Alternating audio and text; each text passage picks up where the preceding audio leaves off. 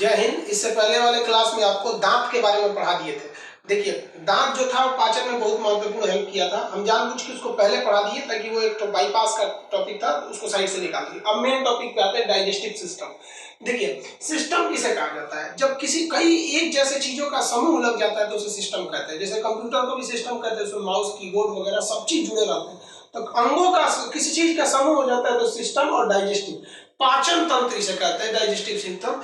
कई तंत्र मिलके भोजन को पचाने का कार्य करते हैं, उसे हम पाचन तंत्र कहते हैं। देखिए, पाचन कहते हैं, पाचन किसे कहा जाता है? बहुत ही जटिल पदार्थ यानी बड़े पदार्थ को बहुत ही सरल यानी छोटे छोटे पदार्थों में तोड़ना पाचन कहलाता है। तो पाचन बड़े पदार्थ को छोटा करना है, उसी को क्या कहते हैं? पाचन। जैसे मान लीजिए हमने रोटी खाए तो दांत उसको तोड़ तोड़ के छोटा करता है, लेकिन उस पाचन को तो हमारी कोशिकाओं की जरूरत है। कोशिका इतनी छोटी छोटी है तो क्या दांत से तोड़ देने से वो क्या इतना छोटा हो जाएगा? नहीं हो सकता है, तो उसको बहुत छोटा करना पड़ता है। तो जटिल पदार्थ को सरल पदार्थ में बदल देना पाचन कहलाता है। अब पाचन में ध्यान से समझिएगा, पाचन जो होता है यह एक प्रकार का फिजियोकेमिकल प्रक्रिया होता है। फिजियोकेमिकल का मतलब क्या होता है? भौतिक, रासायनिक। भौतिक मतलब होता है थूर पूंछ। तो देखिए, हम लोग फिजिकली भी पाचन करते हैं, पूंछ काट के, सबसे ज्यादा तो मुंह से रगड़ देता आदमी दांत से पूंछ काट के। ये कौन सा क्रिया? फिजिकल। उसी में रासायनिक क्रिया भी होती है, जैसे टाइलिन एंजाइम, लार वगैरह निकलेगा तो आदमी उसी को जीभ से लपेट देता है, उसमें ले एकदम बढ़िया से चबा दिया। तो यहाँ फिजिकल भी हो रहा है और केमिकल भी हो रहा है। पाचन में ज्यादा मदद तो केमिकल करता है, लेकिन फिजिकल भी होता है। तो पाचन एक प्रकार का फिजियोकेमिकल प्रक्रिया है। पाचन का मुख्य काम क्या होता है? हम पाचन करते क्यों है? तो भोजन से हमें ऊर्जा मिलने के लिए। तो कहेगा पाचन का मुख्य कार्य, तो भोजन से ऊर्जा मिलने के लिए। अब देखिए, पाचन कई चीजों का होता है और कई चीज का नहीं होता है। तीन चीज याद रखिएगा, कार्बोहाइड्रेट, प्रोटीन और फैट, इन्हीं का पाचन होता है। कहेगा जल का पाचन होता है? नहीं। विटामिन का पाचन होता है? नहीं। खनिज का होता है? नहीं। ये सीधे सोख लिए जाते हैं, डायरेक्ट एब्जॉर्ब कर लिए जाते हैं, डायरेक्ट एब्जॉर्ब कर लिए जाते हैं। क्यों? क्योंकि ये इतने छोटे छोटे कण होते हैं, इतने छोटे होते हैं कि इनको तोड़ने की अब जरूरत ही नहीं है, सीधे निकल लिया जाता है। तो वो एकदम छोटे होते हैं। समझ आ गया आप लोग को? तो ये इतना समझ आ गया।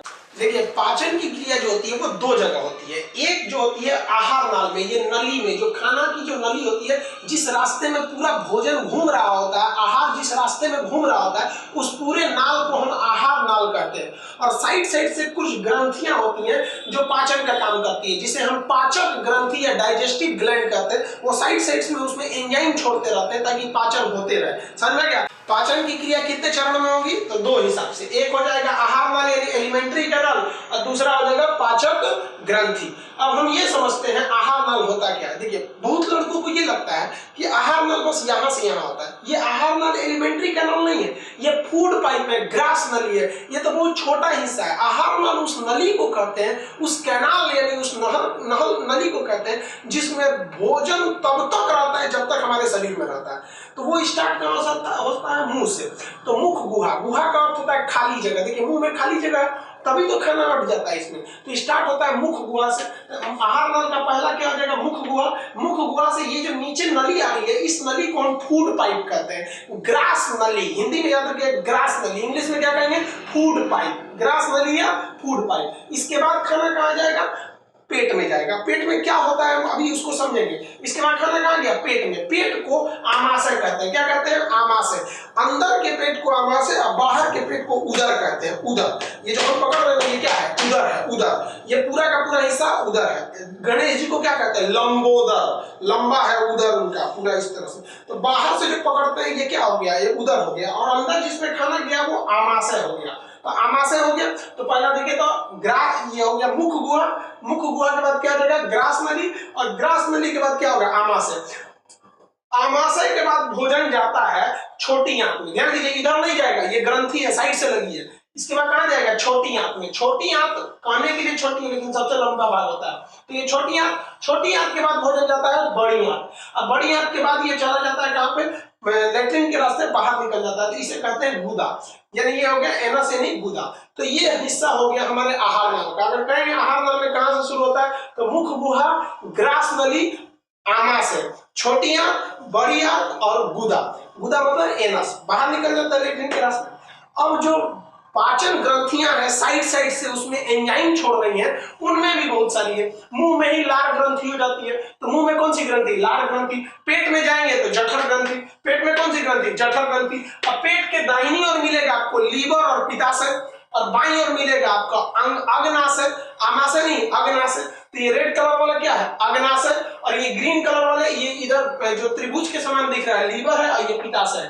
तो ये भी ग्रंथि है, ये भी ग्रंथि है। कुछ ग्रंथियां इन छोटी आंत के अंदर भी पाई जाती है, जिन्हें आंतरिक ग्रंथि के नाम से जानते हैं। तो पाचन यही लोग मिलकर करेंगे।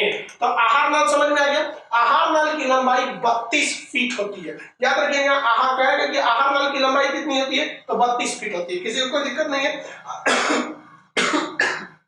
सॉरी, अगर इस 32 फीट को मीटर में बदलेंगे तो लगभग 9 मीटर आता है। तो कहेगा आहार नल की लंबाई कितनी हो जाएगी, तो 32 फीट या 9 मीटर। आप इसका स्क्रीनशॉट लीजिए, फिर आगे समझाते हैं। देखिए बहु, अब ध्यान से समझिएगा, हम लोग जो पाचन पढ़ेंगे ना, ये आहार नाल के हिसाब से पढ़ेंगे। और आहार नाल पूरा शुरू से लेकर लास्ट तक है। जैसे जैसे उसमें ग्रंथियां आएंगी, हम केवल उन्हीं ग्रंथियों को पढ़ेंगे। यहाँ ये बहुत ही कॉम्प्लिकेटेड चैप्टर होता है पाचन। और यहाँ सबसे बड़ी गलती क्या हो जाती है स्टूडेंट से, वो कॉम्प्लेक्स में फंस जाते हैं। अभी ग्रंथि आएगा तो उनके दिमाग में घुसने लगेगा भाई ग्रंथि क्या है, अभी कार्बोहाइड्रेट आएगा तो भाई कार्बोहाइड्रेट क्या हो गया, प्रोटीन क्या हो गया, पेप्टाइड क्या हो गया। तो इन सब चीजों में आप नहीं फंसिएगा। देखिए प्रोटीन, कार्बोहाइड्रेट, इसके लिए एक न्यूट्रिशन नाम का अलग चैप्टर है, वहां उसके बारे में डिटेल से पढ़ेंगे। ग्रंथि का एक अलग चैप्टर है, वहां पढ़ेंगे। अभी आप प्राइम फोकस रखिएगा किस पर, आप अपना फोकस रखिएगा पाचन तंत्र पे। ज्यादातर किताबों में यही गलती होता है, और पढ़ाने में भी बहुत सारे लोग यही गलती कर देते हैं कि एक ही बार सब बताने लगता है। ऐसा नहीं होता है। आप अभी प्राइम फोकस किस पे रखेंगे, पाचन पे। तो हम लोग कहां से स्टार्ट करते हैं, आहार नाल के। आहार नाल का पहला हिस्सा क्या था, मुख गुहा।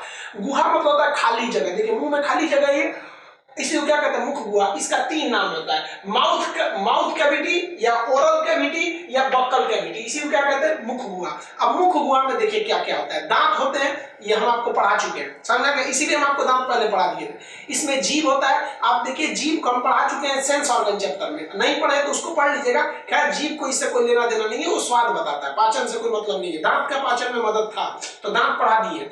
अब देखिए इसके अलावा क्या होती है मुंह में, तो 3 जोड़ी लार ग्रंथि होती है, जो स्लाइवरी ग्लैंड कहते हैं। लार ग्रंथि को क्या कहते हैं, स्लाइवरी ग्लैंड कहते हैं। कितनी जोड़ी लार ग्रंथियां होती है, 3 जोड़ी होती है, जिसमें सबसे बड़ी होती है पैरोटिड ग्रंथि। अब उसके बाद होती है सबलिंगुअल और सबमंडिबुलर।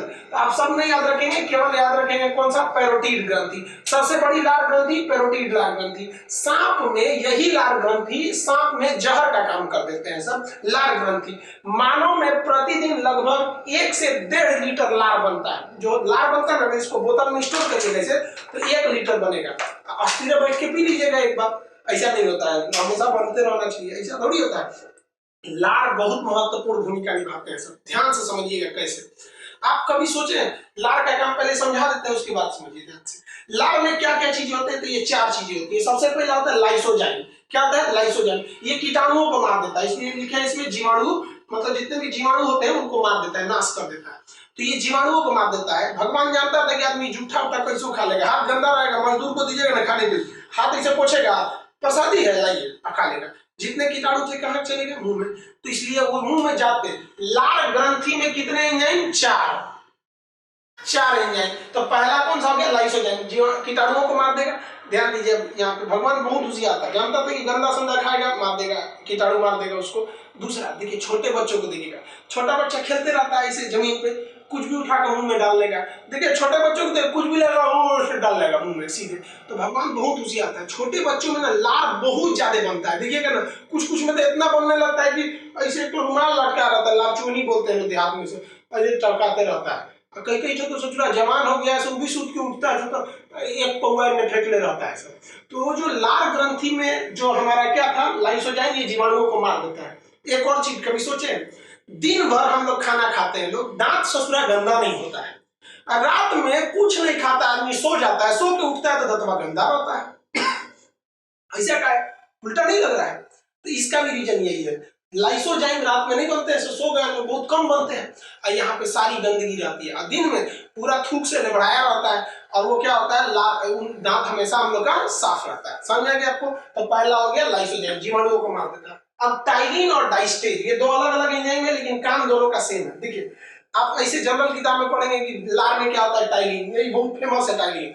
टाइलिन और डाइस्टेज का काम क्या होता है? स्टार्च का पाचन करते हैं। स्टार्च को हिंदी में हम कहते हैं मंड। मंड क्या होता है? किसी भी अनाज का ऊपर का जो चोकर होता है ना, उसे हम मंड कहते हैं। ये जरूरी भी होता है। देखिए, आप आटा को कितना भी बढ़िया से चाल लीजिए, उसमें चोकर रहता ही रहता है, और चोकर रहेगा तभी अच्छा से पचेगा। अगर 100% आटा से चोकर निकाल दीजिएगा तो मैदा बन जाएगा। आप मैदा का 5 रोटी खा के नहीं पचा सकते हैं, जबकि रोटी आप 5-7 रोटी आप आराम से खा सकते हैं। तो ये चोकर भी जरूरी है पाचन के लिए। तो चोकर को कौन पचाता है? चोकर को इंग्लिश में क्या कहेंगे? मंड, स्टार्च या चोकर कहते हैं। ये एक पॉलीसेकेराइड कार्बोहाइड्रेट होता है। ये कार्बोहाइड्रेट चैप्टर में पढ़ाएंगे, यहाँ पर ध्यान दीजिएगा इसको। तो टाइलिन और स्टार्च का काम क्या होता है? मंड का पाचन करना। समझ आ गया? अनाजों का बाहरी परत क्या होता है? स्टार्च, और अंदर में क्या होता है? कार्बोहाइड्रेट होता है। अब इसी में होता है म्यूकस। लार ग्रंथि में 3 जोड़ी लार ग्रंथि से 1.5 लीटर हार्मोन एंजाइम निकलता है, और ये एंजाइम कितने प्रकार के? 4। अब चौथा देखते हैं म्यूकस। म्यूकस का काम क्या होता है? भोजन को चिपचिपा बना देना, लिविर लिविर कर देता है। लिविर लिविर समझते हैं? मुलायम, ताकि घोटने में आसानी हो, ताकि पूछ काट के घोट जाता है। और कभी कभी ना जल्दीबाजी में आदमी रहता है ना, धड़ाधड़ खाता है तो मुंह में अटका लेता है, कुछ ऐसे खाएगा अटका लेता मुंह में। जल्दबाजी में अगर कुछ खाइएगा तो आदमी को मुंह में क्या रहता है? अटक जाता है। तो आदमी का जी मुंह बनाएगा इसे 4 कोण का, ढकेलता है उसको नीचे की ओर जल्दी से। तो ये भोजन को आराम से चिपचिपा बना देता है, ताकि निगलने में आसानी हो। तो ये पहला चीज क्या था भाई? आहार नाल का पहला हिस्सा क्या था? मुख गुहा। मुख गुहा समझ गए आप लोग? आहार नाल का पहला भाग क्या करा था? मुख गुहा। मुख गुहा में कितनी लार ग्रंथि है? 3 जोड़ी। अब मुख गुहा का अगला भाग क्या होगा? वो ग्रास नली। ग्रास नली याद रखिए, ग्रास नली उसको कहते हैं जिसमें भोजन जाता है, और ग्रसनी उसको कहते हैं जिसमें सांस जाता है। ध्यान से समझिएगा। तो ये ग्रास नली है। ये जो ग्रास नली होती है, इसको हम लोग क्या कहते हैं? ओएसोफेगस। क्या कहेंगे? ओएसोफेगस। ग्रास नली को हम ओएसोफेगस कहते हैं। ग्रास नली जो होता है ये फूड पाइप। ग्रास नली को नॉर्मल भाषा में फूड पाइप कहते हैं। ये 25 सेंटीमीटर लंबा होता है। अब ध्यान दीजिएगा, ये ग्रास नली से 2 क्वेश्चन पूछता है। पहला कि ग्रास नली में पाचन नहीं होता, ये जो खाना है ये नली, इसमें पाचन नहीं होता है। तो ग्रास नली में जब ये आता है, इसमें पाचन की क्रिया नहीं होती, याद रखिएगा। अब एक चीज और देखिए, अगर ये नली सीधा रहता है, इसमें से खाना खाते धड़ धड़ धड़ धड़ गिरता है तो धप धप आवाज करता है। जिस तरह छत से पानी नीचे गिरता है, पाइप के माध्यम से भड़ भड़ भड़ गिर जाता है, तो खाना इसे भड़ भड़ भड़ गिरेगा तो यहाँ चोट लगने लगेगा इसे। तो खाना धीरे धीरे गिरता है।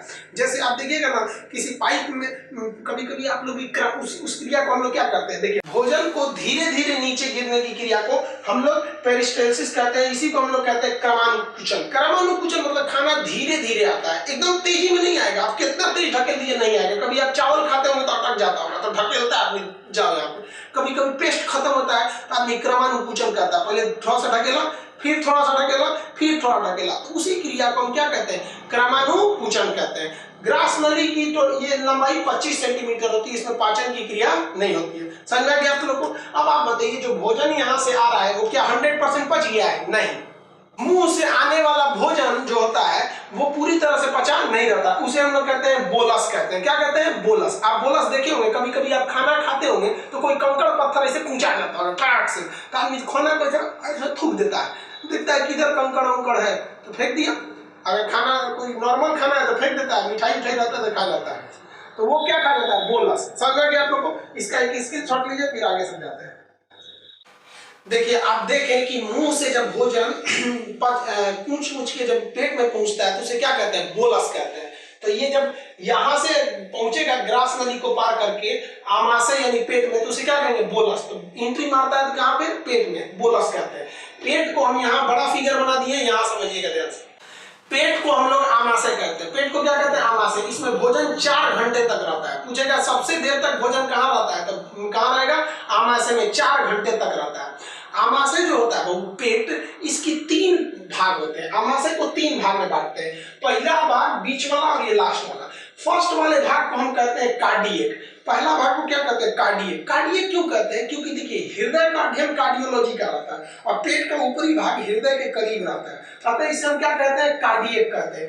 कार्डियक में जैसे भोजन पहुंचता है, आपको पता है, आप बता सकते हैं कि भोजन अभी तो भोजन रहा नहीं, ये क्या बन चुका है? बोलस बन चुका है। तो जैसे यहाँ भोजन पहुंचेगा कार्डियक वाले हिस्सा में, तो कार्डियक वाले भाग से HCl निकलने लगता है, हाइड्रोक्लोरिक एसिड। ये हाइड्रोक्लोरिक एसिड का pH लगभग 2 होता है। ये बहुत ही एसिडिक होता है। Hydrochloric acid. ये क्या करता है कि वैसे जीवाणु जो मुंह में लाइसोजाइम से नहीं मर सके थे, थोड़ा मजबूत कीटाणु थे, देहाती भाषा में कहिए तो थेथर कीटाणु, बहुत है जो थेथर होते हैं सब, वो पेट में घुस जाता है सब। पेट में जैसे घुसेगा हाइड्रोक्लोरिक उसका पेट के शुरू वाले भाग में इंतजार कर रहा है, आओ तू आओ बताते हैं, और वहीं जाकर उसको क्या कर देता है, मार देता है। तो ये कीटाणुओं को क्या कर देता है, हाइड्रोक्लोरिक एसिड मार देता है। भोजन को क्या करता है, टुकड़ों में तोड़ देता है। भोजन को टुकड़ों में तोड़ देने से क्या होता है कि पाचन थोड़ा और आराम से हो जाता है। अब कभी आप गौर किए होंगे, ध्यान से सुनिए, आप खीर खाते होंगे, दही खाते होंगे, बड़ो आराम से चीज, ठंडा ठंडा चीज खाइए, बहुत अच्छा लगता है खाने में।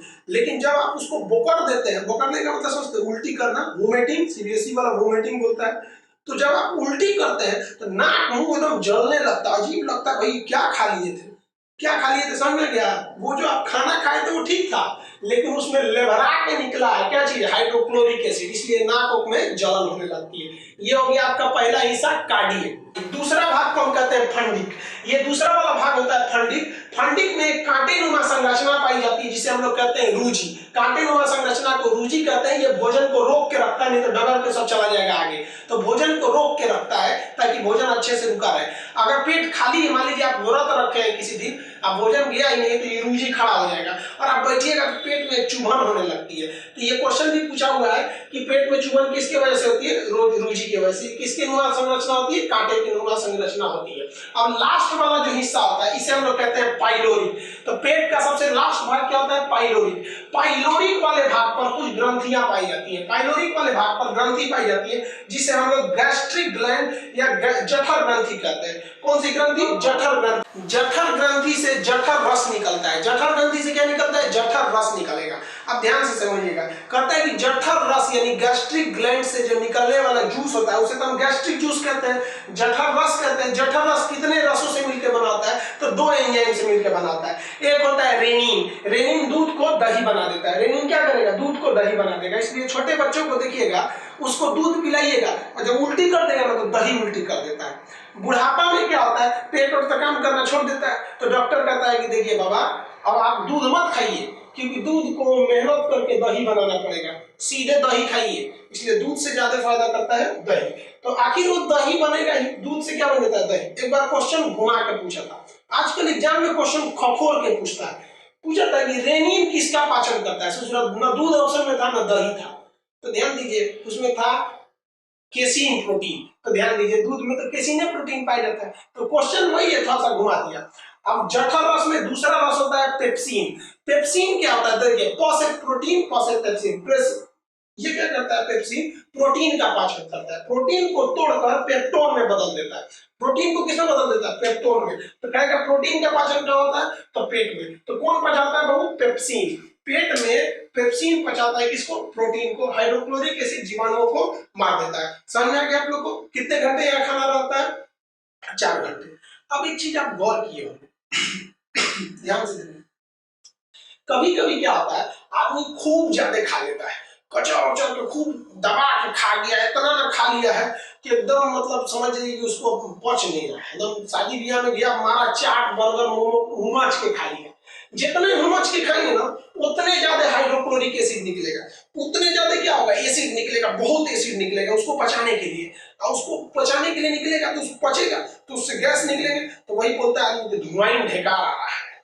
देहात के लोग बोलते हैं धुआं ढेकार आ गया है, किसकी वजह से, एसिड के बढ़ने से। तो सीबीएसई वाला क्या बोलता है, acidity, I am suffering from acidity.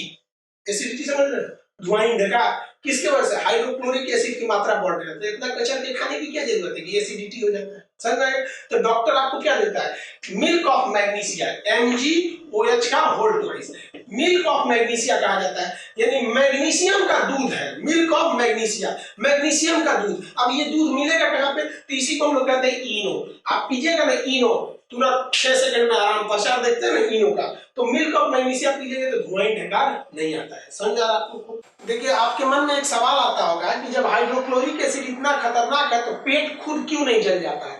तो देखिए, पेट की जो परत होती है वो एक पतली लेयर से बनी होती है जिसे म्यूकोसा कहते हैं, और यह म्यूकोसा क्षार होता है। क्या होता है, क्षार यानी बेस होता है। और ये क्या होता है, एसिड। देखिए, एसिड की पहचान इसमें H लगा रहता है, क्षार की पहचान OH लगा होता है। तो जो इसकी जो मांसपेशियां है वो म्यूकोसा की बनी होती है, जो क्षार की होती है। और जैसे ही इस क्षार पर अम्ल आता है तो आपको पता है अम्ल क्षार एक दूसरे को न्यूट्रल कर देते हैं, जिस वजह से यहाँ पर इसकी कोशिकाओं को कोई नुकसान नहीं पहुंच पाता है। यही बताइए, देखिए इनो जब पिए थे तो इनो में क्या होता है, मिल्क ऑफ मैग्नीशिया, वो भी तो सेम कंसेप्ट पे काम करता है, उसमें भी क्षार होता है और जब ज्यादा एसिडिटी हो जाती है तो एसिड को ये क्षार रद्द कर देता है, समझ में आ गया, न्यूट्रल कर देता है।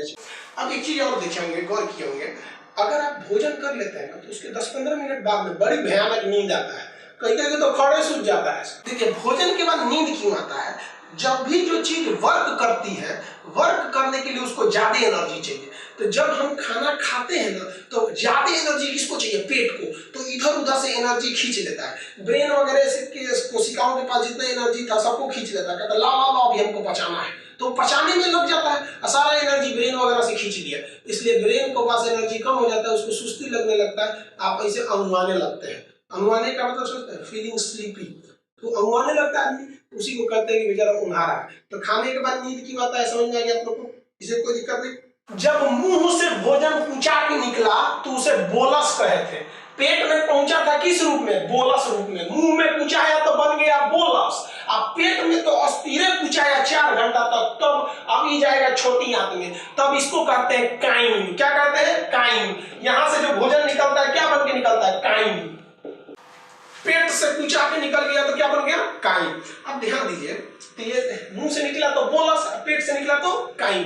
अब गांव वगैरह में देखिएगा एक चीज, नॉर्मली आदमी थोड़ा सा कुछ बात बोलता है, कोई महिला अगर प्रेग्नेंट रहती है तो वो बच्चा उसके यूट्रस में रहता है, कहाँ रहता है, यूट्रस में, जबकि हम लोग क्या बोलते हैं, पेट में बच्चा है। रे ससुरात में पेटवा में बच्चा रहेगा, पेटवा में बच्चा रहेगा, मारेगा हाइड्रोक्लोरिक एसिड, धाए जल जाएगा, वही रुचि रोक के रखेगा, रुक ससुरात मनाते हैं रेनिन पेप्सी मार और के बचा बचा को काइम बना के फेंक देगा जा यहाँ पे। तो बच्चा कहाँ रहता है, यूट्रस में। एक्चुअली यूट्रस क्या होता है, पेट के निचले भाग में होता है। तो ये समझ में आ गया आप लोग को। तो यहाँ पर देखिए मुंह से निकला तो बोलस, अब पेट में क्या क्या हुआ समझ में आ गया आप लोग को। एक इसका स्क्रीनशॉट लीजिए, फिर हम आगे समझाते हैं कि छोटी आंत में कौन कौन सी क्रिया होती है, क्योंकि छोटी आंत बहुत महत्वपूर्ण है।